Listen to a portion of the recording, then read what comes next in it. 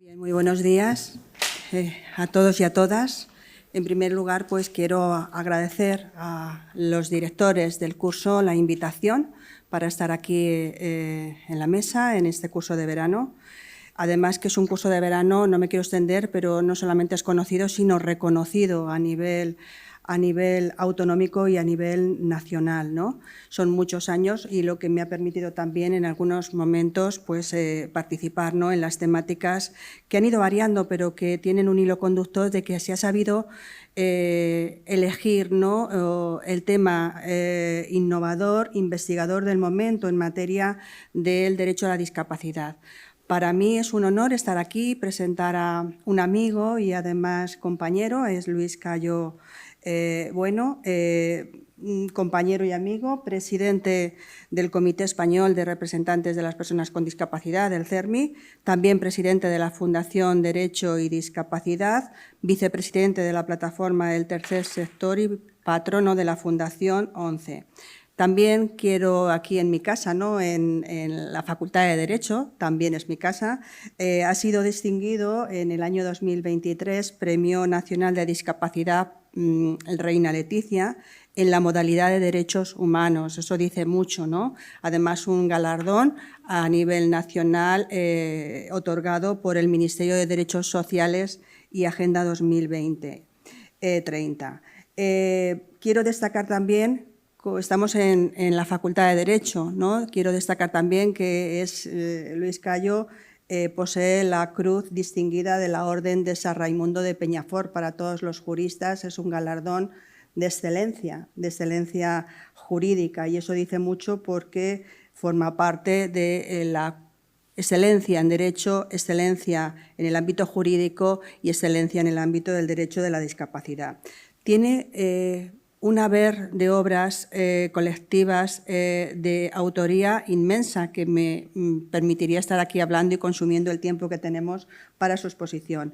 Pero quiero presentarlo a Luis Cayo como una persona clave en el desarrollo de los derechos humanos, en el desarrollo del derecho de la discapacidad en este momento, y creo que no emito ningún error si señalo que es una de las personas claves que ha permitido la reforma del artículo 49, que ha costado llegar al Boletín Oficial del Estado del 17 de febrero y que sin su participación, sin la realización y el papel de las organizaciones representativas del tercer sector, del sector de la discapacidad, entre las que destaco principalmente al CERMI, pues estaríamos todavía negociando. Se ha dicho mucho del artículo 49, era necesario su reforma, no solamente es una reforma en términos lingüísticos, terminológicos, sino que es una reforma social que lo que hace es acomodar la normativa internacional y además dotar de la discapacidad del elemento social impregnado en la Constitución española. Creo que era necesario y creo también que es de justicia reconocer el papel del CERMI en la consecución de los objetivos del resultado final del artículo 49, y esta es la razón por la cual está aquí en nuestra casa y por la cual va a señalar, aunque la ponencia es con interrogantes, no es necesario la reforma del artículo 49, la respuesta es afirmativa. ¿Pero por qué? Ese es el debate que va a suscitar la ponencia de Luis Cayo, y yo sin más pues me callo, ¿no? Pero quiero señalar además que bueno, pues tiene la palabra. Estoy muy agradecida a los directores, codirectores del curso de verano porque me hayan dado este espacio, y sin más pues darle la palabra. Muchas gracias por estar aquí en tu casa.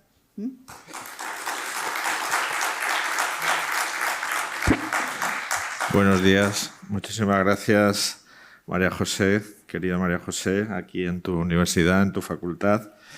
Y un placer pues compartir con todas las personas asistentes, presentes y conectadas estas reflexiones comunes.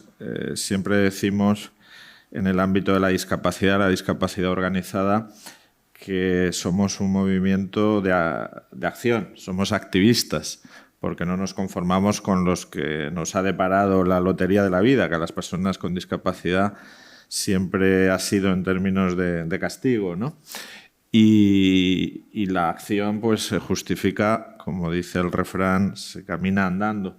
Pero es bueno detenerse, hacer un cierto parón en el camino y reflexionar, porque la acción tiene que estar guiada siempre por la reflexión, y por eso al mundo de la discapacidad, del activismo de la discapacidad, pues nos gusta recalar en las universidades, a las que vemos como aliadas, como amigas, para avivar la mente, para reflexionar, para refrescar y sobre todo para intentar vislumbrar futuros más gratos y más benignos para las personas con discapacidad y sus familias, ¿no?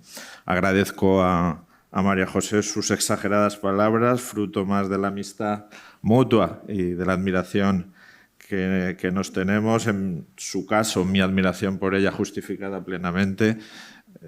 Tiene el cariño y el reconocimiento del sector con la discapacidad. El año pasado le dábamos el premio de CERMI por ser en la categoría de investigación social y científica, por ser la coordinadora, la directora académica de esa obra monumental que es el Libro Blanco de Empleo y Discapacidad. Y bueno, gracias María José por poner siempre tu talento al servicio de buenas causas, de nobles causas como es la inclusión laboral de las personas con discapacidad. Agradezco a la Universidad, por supuesto, de Castilla-La Mancha, a los codirectores del curso, a todo el plantel de personas que estáis apoyando su despliegue, su mejor desarrollo, a los asistentes.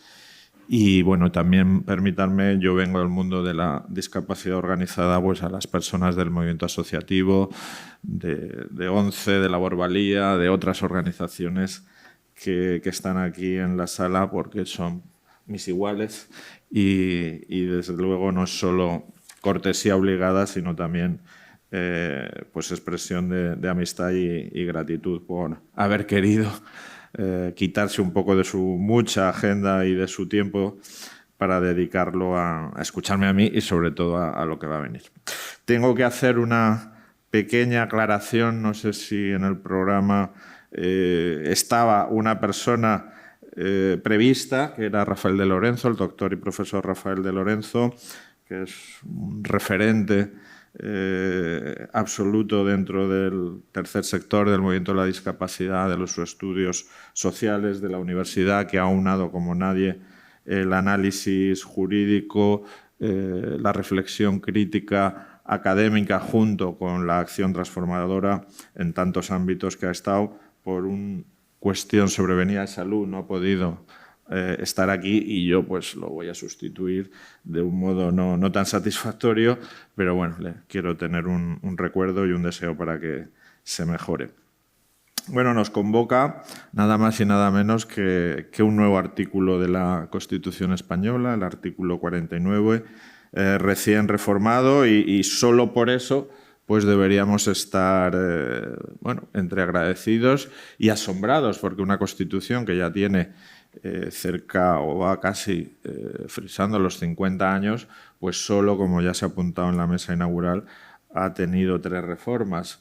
Y quizá esta, por su contenido, por cómo se ha producido, por lo que apunta, no solo de valor en sí, sino también de tendencia hacia futuro, porque también les digo, no es el tiempo que tendremos, lo que podremos hablar, el resto de mesas, pero aquí no debe quedarse la reforma constitucional. Una buena constitución no debe ser objeto de una petrificación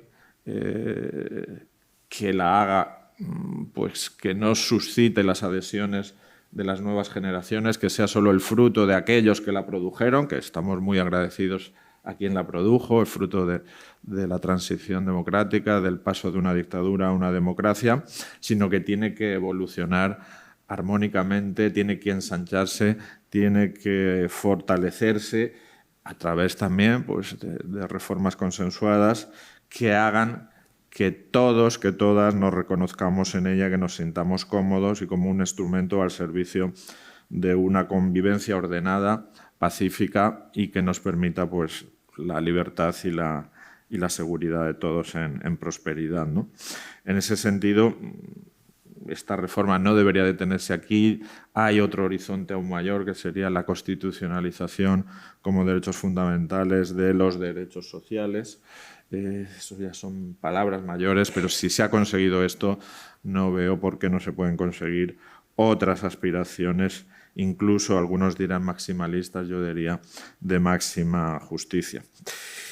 Artículo 49 de la Constitución. ¿Era necesaria la reforma? Voy a intentar, quizá con esta forma pedagógica de plantearse preguntas, algunas retóricas, para ir dando respuestas y que así llegue el mensaje o el germen de reflexión o de debate más fácilmente al auditorio. ¿Cuál era el punto de partida? ¿De dónde veníamos? Siempre es bueno remontarse a los orígenes. Bueno, pues teníamos una constitución democrática de finales del tercio del siglo XX. España había tenido muchos intentos constitucionales que no habían fraguado. Incluso pues, sabemos las vicisitudes de aquella primera Constitución española, la de Cádiz, la de 1812, que apenas duró, que fue jurada, que fue perjurada por los que tenían que protegerla. Y después nuestro siglo XIX pues fue bueno, pues especialmente convulso, y no puede decirse que hubiera una constitución estable, abierta, sentida como propia por la generalidad de la ciudadanía española. La Constitución, más que como instrumento de concordia, se utilizaba como arma contra alguien, que es un poco lo que nos ha caracterizado en nuestra historia política, y hemos tenido un periodo pues casi de 40 años sin Constitución. La dictadura no necesitan constituciones, se bastan, ¿no?, con las pretendidas leyes fundamentales. Y bueno, pues llegamos a ese último tercio del siglo XX con una Constitución novedosa, con una Constitución que abreva, que bebe en las mejores fuentes, que es fruto de un pacto, de un consenso que no termina nunca de satisfacer a nadie, pero que quizá está su virtualidad y que puede contentar a muchos sin llegar a ese punto de responder a todo lo que uno quiere. Pero bueno, eso es la democracia. No es tanto que se haga lo que yo deseo o como yo opino, sino que se me permita ejercer mi libertad y ejercer la de otros en un ámbito compartido y de respeto mutuo, ¿no?, sin imponer mi ideario, mi ideología a otros, y buscando pues unos términos medios que nos hagan una vida pues mínimamente digna, ¿no? Y esa Constitución, novedad, y hay que hablar bien, corregir o enmendar la Constitución del 78 no quiere decir negar su valor o rectificarla porque está mal o porque nunca tuvo nada bueno. Creo que no. Los que escribimos, María José hablaba de las bibliografías de unos y de otros. En la edición, y en el mundo académico se conoce bien, hay ediciones corregidas y aumentadas, y eso no desdice al propio autor que saca una segunda, una tercera, una cuarta edición, sino que simplemente vive, como ser vivo evoluciona, aprende, cambia de opinión, ha analizado mejor las cosas y puede ampliarlas y mejorarlas. Pues vivamos la reforma constitucional no como una rectificación, como una enmienda por algo que se hizo mal, sino como un proceso evolutivo de mejora, ¿no? Digo, la Constitución del 78 tenía un artículo. Pocas constituciones en el mundo en ese momento, en ese punto y hora, dedicaban un artículo a las personas con discapacidad. Eso ya es un mérito.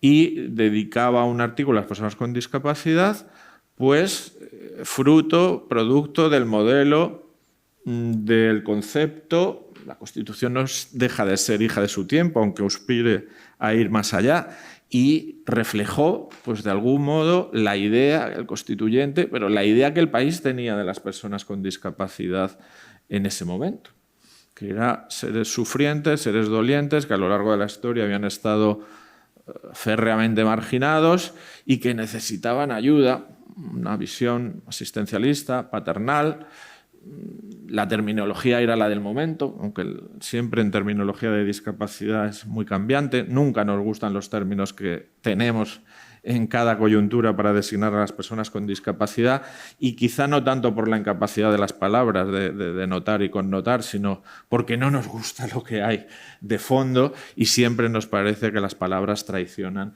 lo que hay de fondo, porque las palabras quizá están traduciendo lo que hay en la mente, y en la mente, en el imaginario colectivo de las sociedades, incluso en nuestra parte inconsciente, en eso que el psicoanálisis llamaba el ello, eso que no pasa por la conciencia, pues es que vemos y seguimos considerando a la discapacidad como una cosa, una desgracia, algo negativo, algo que resta, algo que quita, y no deja de ser parte de razón. Y eso nos lleva porque las palabras que la reflejan pues siempre tengan algo, destilen algo de ese contenido, de ese imaginario, ¿no? O tendemos a la crudeza o tendemos al eufemismo, que no sé qué es peor, porque el eufemismo también omite, también edulcora, porque no quiere presentar la realidad y la maquilla para hacerla presentable, ¿no? Para, como antes se decía, presentar en sociedad, ¿no? Hay que esconder, hay que escamotear lo que consideramos que no es pues una imagen que hacemos en público, de la que hacer gala, ¿no?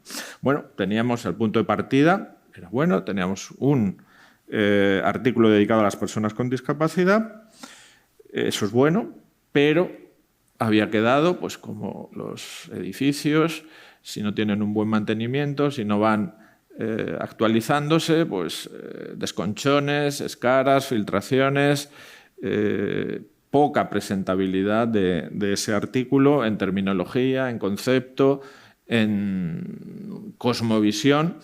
Y bueno, porque también en el ámbito desde el 78 hasta el 2006, como otro granito al que ahora me referiré, porque han ocurrido muchas cosas, porque en discapacidad ha ocurrido una revolución mental, una revolución política, una revolución jurídica, y la Constitución pues ha tardado más de 40 años, pero al final pues ha recogido los resultados de esa revolución, de esa precipitación en términos históricos en poco tiempo de algo que ha variado, de algo que era lo no deseable, lo castigado, a un valor de diversidad bueno.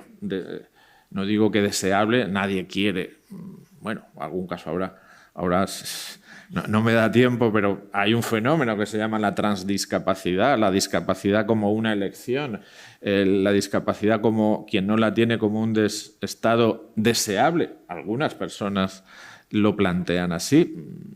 No vamos a entrar ahora en esos debates éticos, pero en principio pues la discapacidad no es algo que se busque, te la encuentras en el camino de la vida y debes gestionarla del mejor modo posible y minimizar sus efectos negativos y potenciar aquellos que permitan una mayor plenitud de desarrollo de la persona, ¿no? Bueno, pues teníamos esa habitación en una casa grande, que es la Constitución, pues un cuarto dedicado a las personas con discapacidad que necesitaba remoción, que necesitaba obras, y eso es lo que intentamos. ¿Cuál ha sido el origen de la reforma? No es por atribuirnos méritos, estamos ya exentos de vanidades, de que se reconozca nada, pero lo digo porque esto es un bien democrático, en el sentido de que no ha sido una reforma de arriba a abajo, no ha sido porque un presidente de gobierno, un partido, un grupo parlamentario o un sector, una instancia de la política profesional se levantara esa mañana inspirada y dijera hay que reformar la Constitución. Despotismo ilustrado, todo para el pueblo, sin el pueblo, vamos a mejorar a esta parte de la ciudadanía que históricamente pues, ha estado siempre en esa situación periférica. No, además, los avances en discapacidad y los avances sociales no suelen ocurrir por inspiración o por infusión de los políticos, sino por presión, por propuesta, por reivindicación, por acción social y cívica de los sectores afectados. Y esto no es una crítica a la dirigencia política, sino que es una afirmación de que la democracia, la ciudadanía se la cree y la ejerce. Y el movimiento asociativo y la sociedad civil organizada pues son otro actor más, no son políticos, no son dirigentes, bueno, sí que hacemos política por otras vías y ayudamos a que la democracia y nuestro ordenamiento jurídico sean mejores. Pues el origen de esta reforma procede de la demanda sostenida del movimiento de la discapacidad en España, que no es de ahora, que bueno, en nuestra pequeña historia, no es una historia muy conocida, a veces intrahistoria, pues puede sorprender, pero con esto llevamos 20 años. Que también dicen, ni 20 años no desesperas.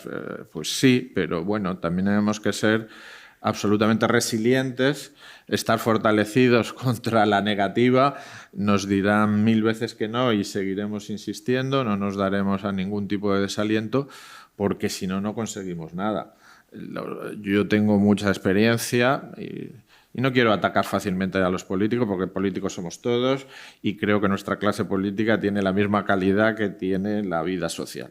Y la vida universitaria, y la vida de los colegios profesionales, y la vida de los empresarios, y la vida productiva. No creo que sean especialmente peores, pero yo he conocido muchos políticos que te han dicho 10 veces no, finalmente ceden a la presión y en la 11ª vez se felicitan de lo que antes estaban negando reiteradamente. Bueno, pues es la vida de política, ¿no? De hacer virtud de aquello que antes negabas. Pues bueno, pues incluso así prefiero que me digan una vez que sí, aunque antes me hayan negado 10 veces y esa incoherencia bien vale por la última versión que suele ser la mejor. Pues desde el 2004 fue la primera vez que ante un presidente del gobierno, el CERMI, la entidad que yo presido, en ese momento yo no la presidía, estaba en ella pero no en este cargo, se plantea a un presidente del gobierno en un día de la discapacidad, un 3 de diciembre, que es necesario modificar la Constitución, que no representa, que hay que transformarla, que hay que cambiarla y que bueno, pues ese proceso debe iniciarse. En ese momento eso podría parecer absolutamente utópico, irrealizable, una quimera, algo que, pues, ¿dónde van estos? Que no sois nadie en el mundo político. En ese momento el CERMI apenas tenía, el CERMI, que es la expresión unitaria de todo el movimiento de la discapacidad para la representación y la incidencia política, pues apenas tenía 7 u 8 años. No era todavía la entidad que después, en términos de reconocimiento, de carácter de la interlocución que se le ha ido pues proporcionando, considerando tenía, ¿no? Bueno, pues insistir. Por eso también quien tiene la justicia de fondo, que insista, que sepa fortalecerse, que se inspire en los ejemplos, no sé si de Job o de otros grandes pacientes, y que no ceje, que nunca ceje en los empeños. Pues desde el 2004, 20 años para terminar lo que sucedió en febrero, pasado mes de febrero de este año, ¿no? Múltiples coyunturas, recordemos que 2004, 2007, 2008, donde ponemos la gran crisis financiera que después desató una sacudida económica, social en nuestro país que casi ha durado y no sé si nos hemos recuperado de la misma. Pues claro, cuando vienen mal dadas, bueno, ¿dónde vais ahora con una reforma constitucional? Pues si tenemos una crisis terrible, el desempleo está, el Estado casi puede estar quebrado, nos va a intervenir la Unión Europea. Pues ¿dónde vais con esto? Estos son minucias, son casi lujos que os planteáis. Se aplaza. Después la inestabilidad política, el surgimiento de nuevos partidos, un escenario que parecía más o menos reconocible de bipartidismo, acuerdo entre los dos grandes sectores políticos de nuestro país, se quiebra y aparecen multitud de agentes políticos, algunos muy bisoños que no tienen tradición, incluso que no se reconocen en la Constitución, que quieren cambiarla radicalmente o subvertirla, que la ven como un candado. Bueno, pues todo eso ha ocurrido. Tampoco parece el momento porque no hay paz política ni paz social para encarar un debate de una Constitución que el constituyente ya decidió que fuera difícil cambiar. Y este ha sido uno de los cambios de la vía menos difícil. No digo de la vía fácil porque no hay ninguna vía fácil para cambiar la Constitución española, pero de la menos difícil. Y aún así, pues, a estos 20 años me remito, ¿no? Después podré algunas notas en el proceso, cómo ha sido el proceso, aunque a lo largo del curso seguro que lo abordan con mucho más pormenor, para ir dando al menos unos hitos temporales. Razones de la reforma, pues muchas, abundantes, son tantas que uno tiene que seleccionar los argumentos, ¿no? El más visible, a mí me ha dado un poco de pena que los grandes medios, bueno, casi nunca entran en cuestiones de discapacidad y cuando entran, pues lo hacen un poco desajustadamente, pero en todo caso agradecer que se acerquen a nuestro mundo y con la asiduidad irán mejorando su percepción y su transmisión de lo que somos, ¿no? Se han transmitido pues, que se cambia la terminología, que desaparece disminuidos y que aparece personas con discapacidad y lo quieren dejar en eso. Y eso es importante, por supuesto, y también nos ha servido porque es lo más visible, es lo que más se entiende todo el mundo, que no sea que sea lego en discapacidad, que no conozca este ámbito, ¿no? Que no tenga una especial inclinación o que la vida no lo ha puesto con nadie con discapacidad cerca. Bueno, sí, era eso, pero eso ha podido ser incluso el pretexto para hacer algo mucho mayor, mucho más ambicioso y mucho más amplio. Y la terminología desde el primer momento se pone. Es curioso, en la historia de la discapacidad, pues en el 78 se habla de disminuidos y la primera ley general de desarrollo de ese artículo, del 49, que es del 82, apenas 2 años y medio después, es la LISME y ya se habla de minusválidos. O sea, el legislador, teniendo la Constitución tan reciente, ya traiciona la terminología, utiliza otra, porque en ese poco tiempo pues, se había impuesto otra nomenclatura para referirse a las personas con discapacidad. Y después porque la forma de abordar, de encarar, de cómo se entiende la discapacidad, pues ya no estaba bien reflejada en ese artículo 49. Ya no es solo cuestión de terminología, sino de contenidos, de abordaje. El paternalismo, el asistencialismo, el que solo estemos ahí como seres demandantes, que bueno, que para calmar, aliviar, remediar, siempre palabras que no son dignas, ¿no?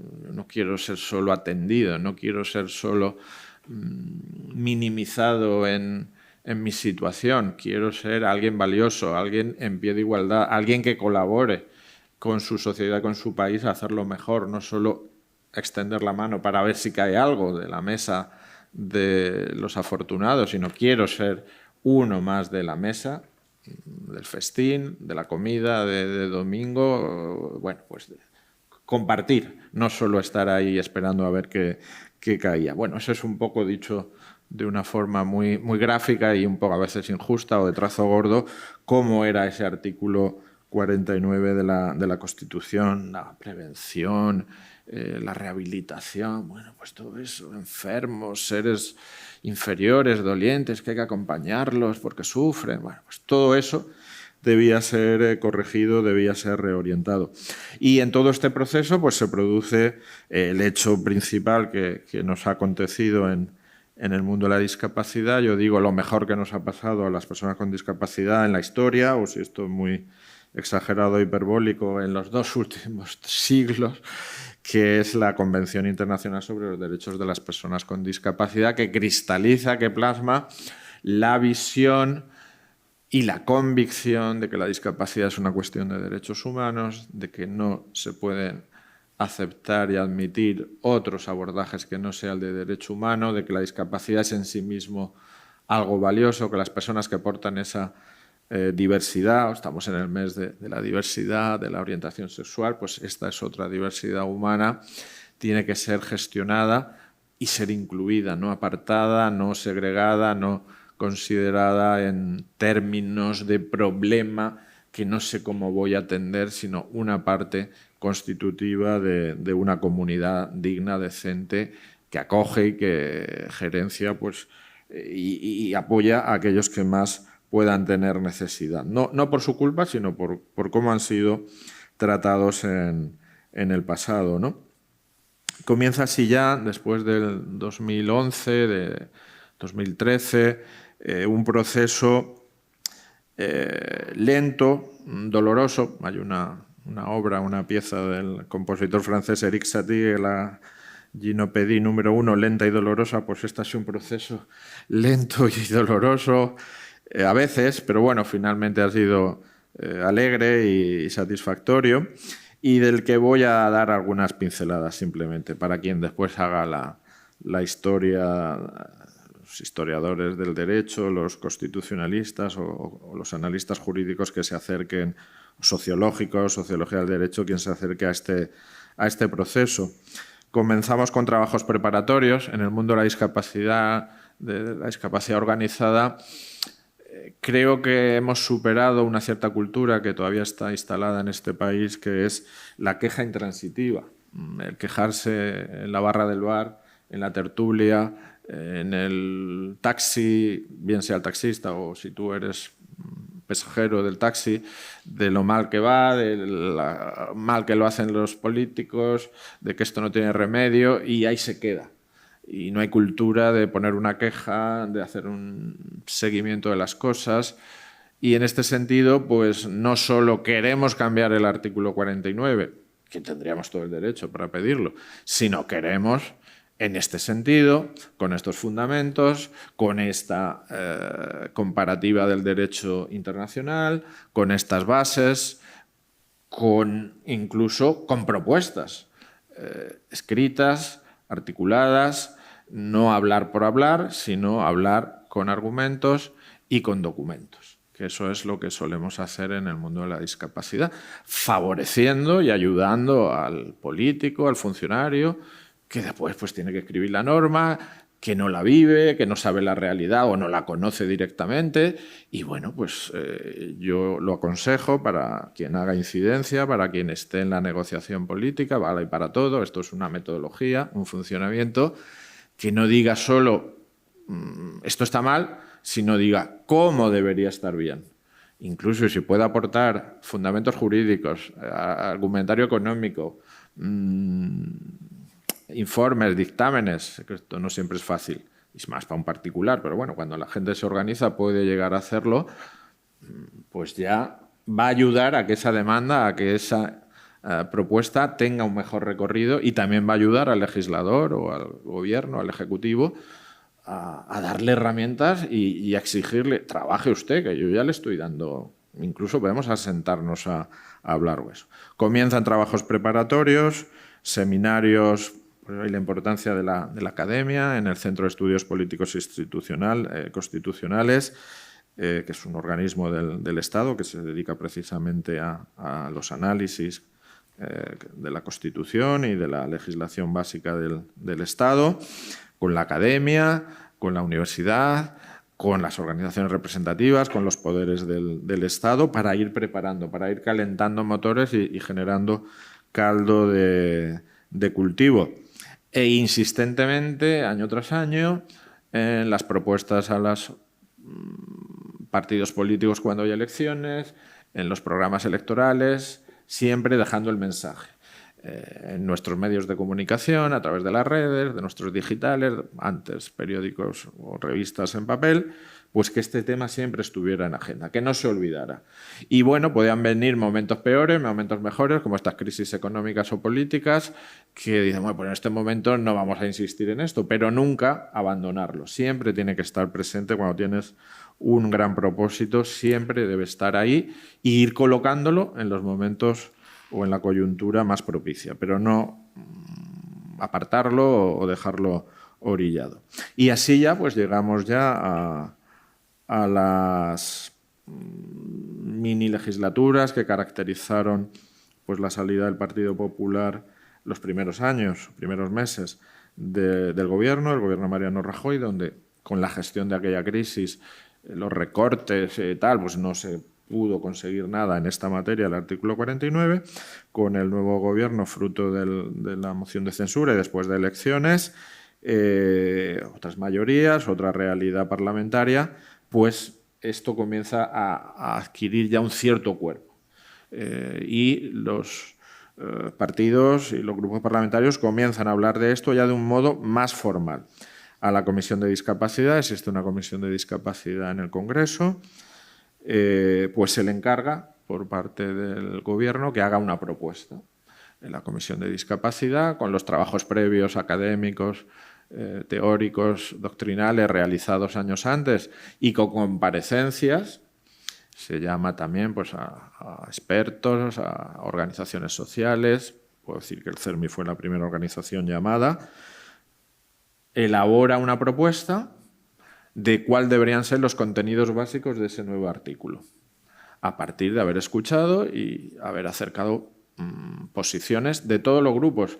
Aquí ya no hay un bipartidismo, aquí ya hay muchos más agentes políticos. Pues está el mundo de Podemos, todavía no había llegado Vox, está en el mundo de Ciudadanos, que no estaban en los años anteriores, pero aún así se alcanza un consenso básico sobre cómo debería ser ese nuevo artículo. Esta comisión del Congreso no le da al Gobierno cómo tiene que ser el artículo ya cerrado, sino qué cosas debería contener.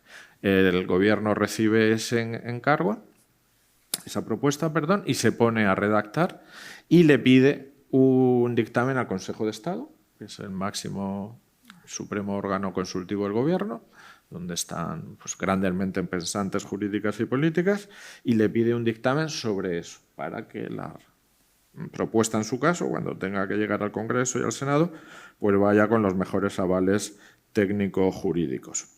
Todo esto se produce, llega a haber esto es muy largo y muy tedioso explicar el procedimiento, llega a haber un proyecto de reforma constitucional que el Gobierno aprueba y remite al Congreso. Este primer intento conato se cae, está muchos meses parado en el Congreso, supera el trámite de toma en consideración, que es, vale, me mandas esto, lo voy a tramitar, pero puedo pararlo ahí muchos meses, porque no había, tendría que haber al menos el acuerdo del Partido Socialista y el Partido Popular para que esto pudiera prosperar, ¿no? Por las mayorías tan elevadas que se exige la propia Constitución para modificarla. Y ahí viene pues, la primera gran desolación, el primer gran desaire, el encontrarnos mal, decepcionados porque parece que se ha encallado, porque un partido que es necesario su concurso pues no está dispuesto porque argumentos, no es el momento, hay un gran debate, van a aprovechar para cambiar otras cosas, bueno, pues todo este tipo de cosas que a veces acompañan la parte no más edificante de nuestra vida política. Se termina esa legislatura, nos vamos sin saber qué va a ocurrir, pero esto no, la corriente profunda sigue. Esto muchas veces no sé si se podrá decir, y así, mantener la discreción, casi el secreto. Las conversaciones siguen entre los dos principales partidos, pero con la obligación de secreto, de discreción, para que no se arruine. Y antes de la última disolución de la legislatura previa a la que estamos instalados, en mayo del año pasado, pues ya hay un acuerdo de un texto de los dos grupos principales con el CERMI. Estuvimos en todo eso, digamos, con el aval social y el aval político, pero después recordarán las elecciones autonómicas y locales del año pasado, que fueron un revés importante para el Partido Socialista, pues llevó a la disolución y a una convocatoria, ¿no? El 23 de julio. Pues esa ya no iba a ser un proyecto del Gobierno, iba a ser un proyecto de los grupos parlamentarios, es una proposición, ya no proyecto, cuando es de los grupos parlamentarios se llama proyecto de reforma, y también muere. La segunda, bueno, pues ya podríamos hablar, llamado aborto de esta criatura, ¿no? No nace, se queda sin ver la vida. Pues otra decepción, otro añadido a la tristeza, a la melancolía de si esto alguna vez lo íbamos a haber realizado y ser efectivo, ¿no? Viene el Gobierno actual, una mayoría, pues, una inestabilidad, pero con el Gobierno, el partido de la oposición es el primer partido en número de diputados y mayoría absoluta en el Senado, ¿no? y comienzan y se retoman. Hay 2 investiduras, recordemos, 2 candidatos, por primera vez hay 2 candidatos que se presentan, termina siendo investido el presidente del gobierno actual, Pedro Sánchez, pero seguimos insistiendo y privadamente, discretamente, siguen las conversaciones porque es necesario hacerlo así para que no se arruinase el proceso una tercera vez. Dicen que la tercera va la vencida. Y finalmente, pues a la tercera fue la vencida y en ese encuentro que mantienen el presidentes del gobierno, el presidente del primer partido, ya no solo de la oposición, del primer partido por número de escaños, pues llegan a un acuerdo en diciembre del año pasado de que va a haber una proposición de reforma, de que va a ser por un procedimiento acelerado, de que se va a habilitar el mes de enero, que es un mes inhábil a efectos parlamentarios, de que va a haber sesiones extraordinarias, de que va a ser el punto único, de que solo se va a tratar esto, que no se va a abrir. Ellos tienen mayoría, no van a admitir otro tipo de enmiendas, hay grupos que presentan otras enmiendas y que apelan e invocan el apoyo mayoritario de todos los grupos, que aunque la presenten Partido Popular, PSOE, Partido Popular, llaman a todos los grupos a que la apoyen. Esto finalmente se consigue, salvo un grupo que dudó, en un momento se abstiene y en 2 días pasó a votar en contra por argumentos, a nuestro juicio, peregrinos. Me estoy refiriendo al grupo parlamentario de Vox. Finalmente, en enero del año pasado, enero-febrero, se aprueba en el Congreso y en el Senado. Es histórico el que haya sesiones extraordinarias, en el caso del Congreso, hasta 2. Senado, en comisión, porque en el Senado hubo comisión y pleno, solo para hablar de discapacidad, eso nunca habría ocurrido. Y que durante ese mes y medio, desde que se llega al acuerdo, se anuncia el acuerdo de los grandes grupos políticos hasta que se culmina, pues es un tema que se habla, y se habla. Nunca habíamos alcanzado, si medimos los impactos en medios, la discapacidad nunca ha estado tanto en el ámbito de los medios, ¿no? Digitales, por escrito, televisivos, etc. Bueno, y se culmina un nuevo artículo. No, bueno, va en la línea de lo que la Comisión de Discapacidad dijo en 2018, pero es más condensado. En vez de 4 numerales se quedan 2. No voy a explicar ahora el contenido, pero bueno, se ha dicho ya. Es una declaración, afirmación, énfasis en que las personas con discapacidad tienen derechos y libertades, y se añade esa mención, que ya está en el artículo 9.2, pero aquí específica para las personas con discapacidad, de que tienen que ser ejercidos, no solo meramente declarados, nominales, que es el gran déficit de toda la legislación social, ¿no?, que se dice, pero después no se hace. Y no hay medios de pasar de los derechos a los hechos, ¿no? No podemos acudir a un juez para que haga realidad aquello que pretendidamente tenemos derecho en condiciones de igualdad real y efectiva, de libertad. Y se dice que también se habilitará, se aprobará un procedimiento de especial protección de esos derechos, a la vista de pues, que el gran déficit nuestro es la diferencia, el decalaje, como se dice ahora, entre lo que dicen las leyes y el cumplimiento efectivo. Baste pensar en la Ley de Autonomía Personal, que crea un derecho subjetivo que va a cumplir 20 años y que después haya 300.000 personas que tienen el derecho pero que no están percibiendo nada. Eso en un Estado social, y miro a María José porque además ella ha estado en ámbitos jurisdiccionales, ¿no?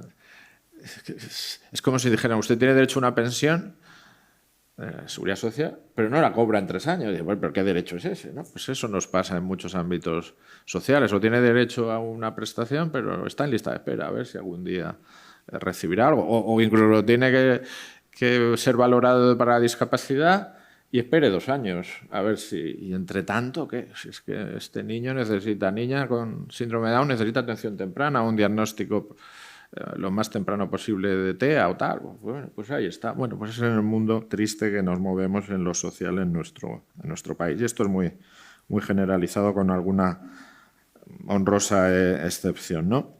Y después, sobre todo, después de decir que las personas con discapacidad tenemos derechos y derechos reforzados y que deberán de ser especialmente protegidos, pues se dice qué tienen que hacer los poderes públicos.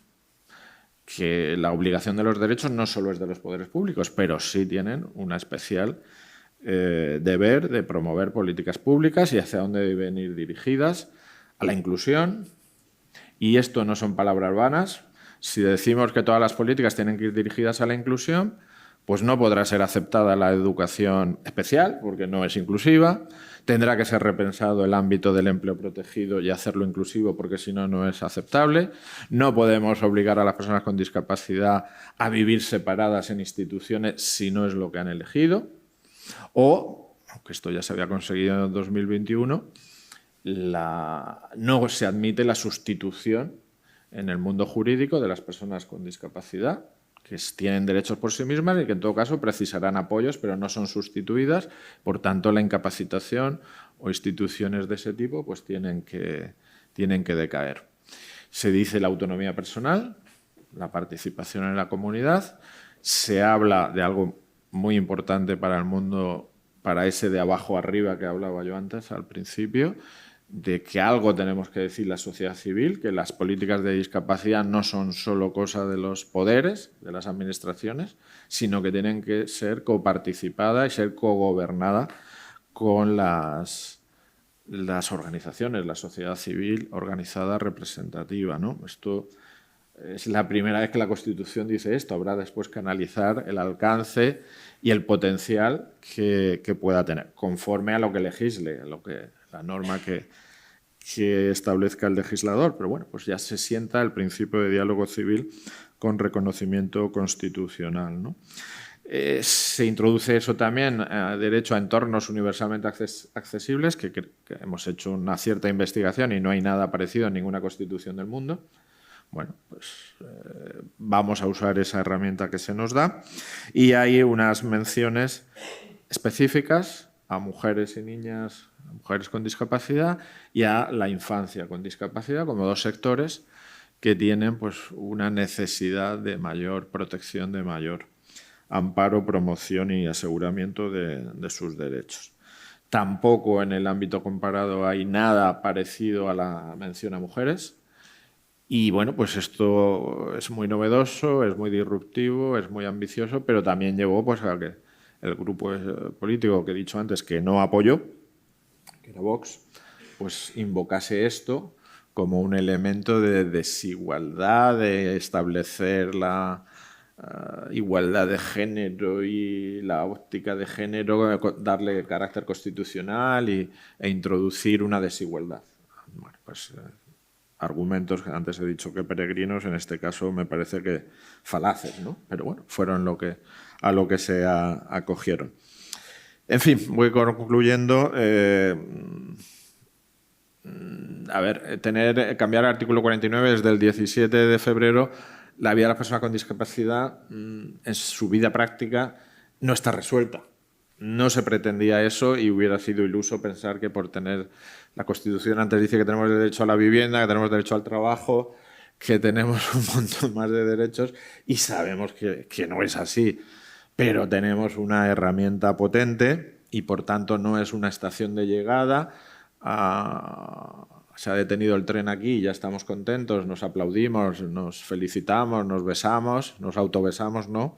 Es una estación de partida, llegamos para seguir el trayecto, la senda y estar pensando en las bases que sí sienta pues, para las próximas 2-3 décadas, en que creo que tiene elementos muy valiosos, herramientas. Esto es una caja de herramientas y las herramientas, si no las usamos, se oxidan, dejan de estar hábiles para el fin que tienen y, por tanto, el llamamiento que hacemos desde la discapacidad organizada es a utilizarlas, a invocarlas siempre, a que no se nos caiga de un minuto de la boca ante una discriminación, ante una falta de respuesta de una administración, ante una vulneración, que la Constitución me ampara, que la Constitución dice que tengo derecho a la inclusión, que tengo derecho a la accesibilidad y que usted está faltando.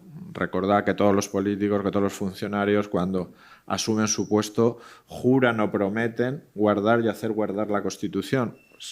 si no son indignos, si no son traicioneros a lo que han jurado, a lo que han prometido, también el artículo 49 forma parte de ese compromiso público de servir a tu país que han adquirido, ¿no?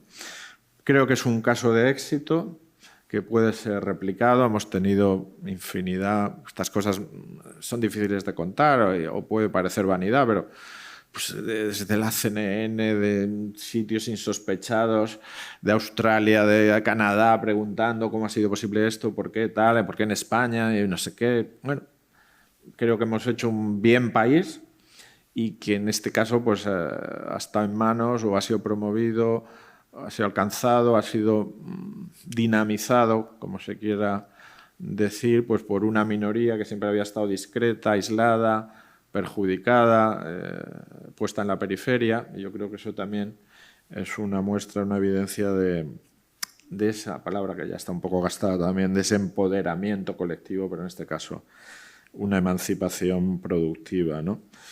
Y nada, termino. Esto lo he dicho yo en alguna ocasión hablando de este tema. Estamos muy habituados a ver películas, telefilms americanos de juicios. Hay una cultura, no sé qué tiene, morbo tiene el derecho y en los juicios y sobre todo los penales que nos encantan. Todas las películas de los sábados por la tarde, casi todas son de crímenes, de algún tipo de tipo penal y después de juicios, ¿no? Y en el sistema americano, cuando se le pregunta al acusado, tal, pues muchas veces me acojo a la quinta enmienda, que es el derecho en su sistema jurídico a no declarar contra uno mismo. Si creo que lo que pueda decir me va a perjudicar, tengo derecho a no declarar contra uno mismo. Pues tomando ese símil, pero aquí cambiado, creo que las personas con discapacidad en el futuro pues podemos invocar y invocaremos que me acojo a la tercera enmienda, en este caso a la tercera enmienda social de nuestra Constitución, que es la enmienda de los derechos de las personas con discapacidad. Muchas gracias. Muchas gracias.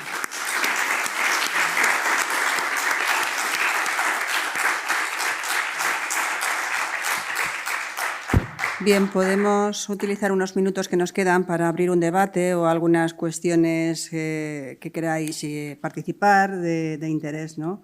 Yo, mientras animan, quiero preguntar, ¿no?, a Luis.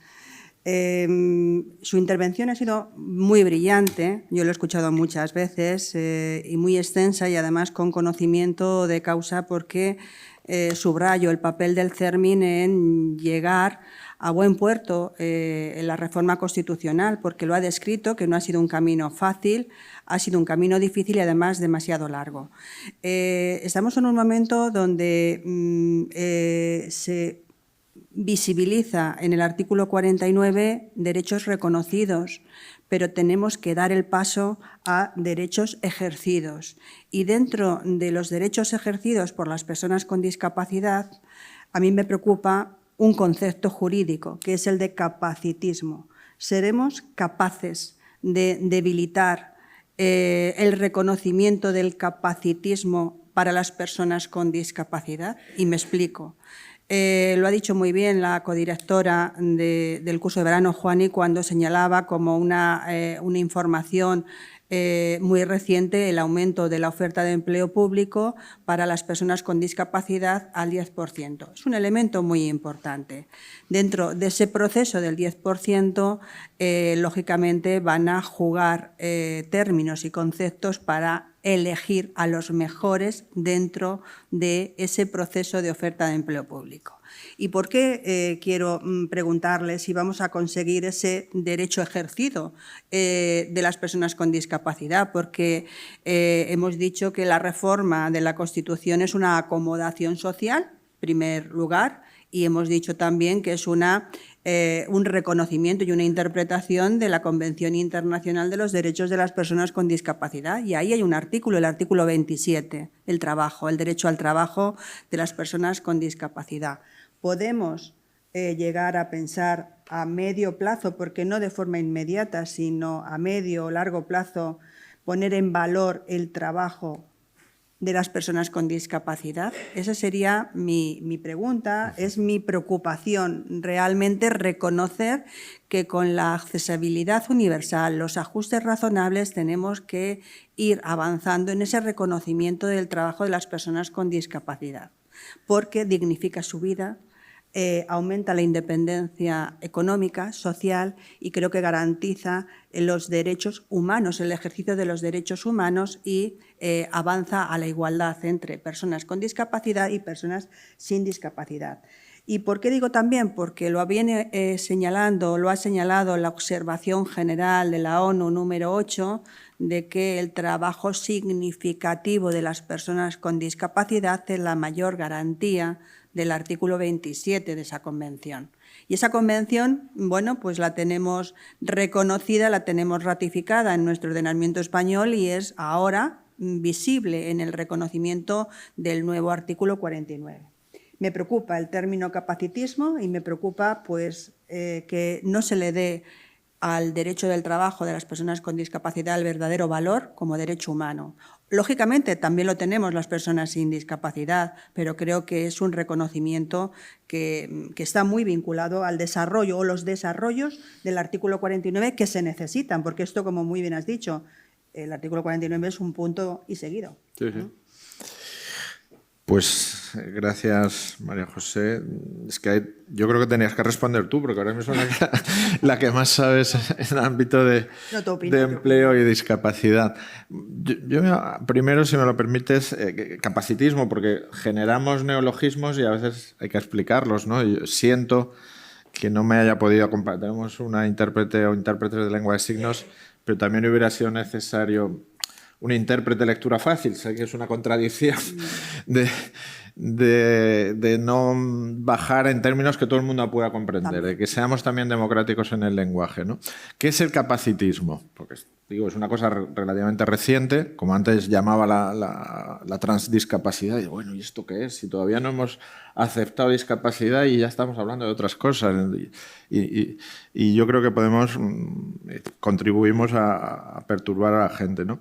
Pues el capacitismo es esa estructura mental que viene heredada o que nos condiciona el pensamiento global, colectivo y personal, en el que por un hecho, una condición, un rasgo, una característica de una persona o del grupo a la que esta persona pertenece, ya la consideramos inferior. Simplemente por eso, no por cómo se comporta, qué valores tiene, o sea, la individualidad desaparece y es una extensión, un juicio previo, un prejuicio de lo que es por su pertenencia a un grupo que consideramos que ya le dota de inferioridad.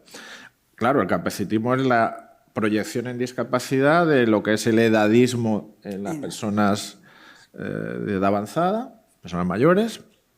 Aquí Isabel sabe mucho de eso, Isabel Martínez como presidenta de HelpAge y una activista de los derechos de las personas mayores que al contrario que las personas con discapacidad todavía no tienen convención propia, que sería otra cuestión en agenda, ¿no? De agenda mundial.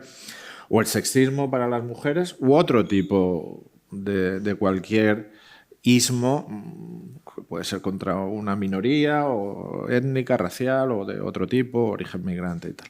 Bueno, pues eso se aplica a las personas con discapacidad y como no responden al canon aceptado de normalidad, que se basa sobre la capacidad física, la capacidad cognitiva, la capacidad mental de funcionamiento, pues ya eres de menos.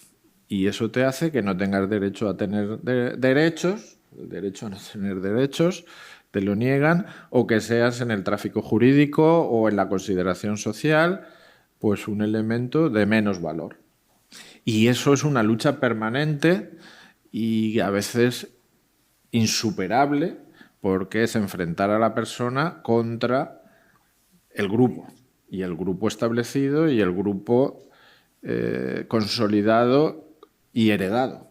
Y entonces, pues eso te va minando, va mellando a la persona y la hace interiorizar esa consideración de disvalor que tiene quien te discrimina o quien te segrega. Al final, pues es que no valgo, es que tal, pues me quedo en un ámbito reducido, no doy la batalla, es cansadísimo, no puedo estar respondiendo a todas las agresiones visibles y discretas, pero que se producen, ¿no? Entonces, eso es el capacitismo, y en el empleo se da mucho, ¿no? Es verdad que también nuestra Constitución, para el acceso, por ejemplo, al empleo público que tú dices, habla de mérito y capacidad. Pero interpretamos capacidad en otros términos. La capacidad tendrá que venir también suplida con los apoyos. El derecho a los apoyos, a los ajustes razonables, todo eso forma, y además también, lo conoces tú mucho mejor que yo, María José, el mundo del trabajo, que es el principal factor de socialización y de dignificación de la persona, aunque sea un castigo bíblico, el mundo del trabajo ha cambiado. Cada vez menos lo que eran los elementos que nos limitaban a personas con discapacidad, el esfuerzo físico, la capacidad de aguantar. Yo soy de Murcia, de un pueblito, de gente rural, las jornadas de nuestros padres, de nuestros abuelos en el campo, pues que eso también sucede en Albacete, de levantarse con el amanecer y...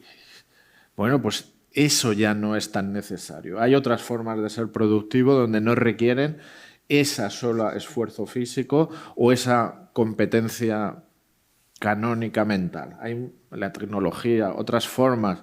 Por tanto, la capacidad tiene que ser también repensada.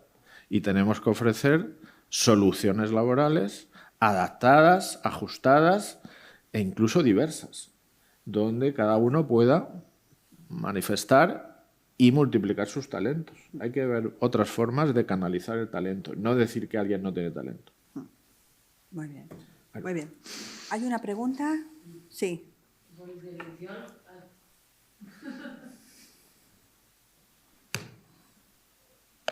Por intervención ha quedado todo bastante claro. Las personas con discapacidad o sin discapacidad también tienen derecho a tener un empleo público, y también que las personas tienen los mismos derechos como cualquiera. Muy bien.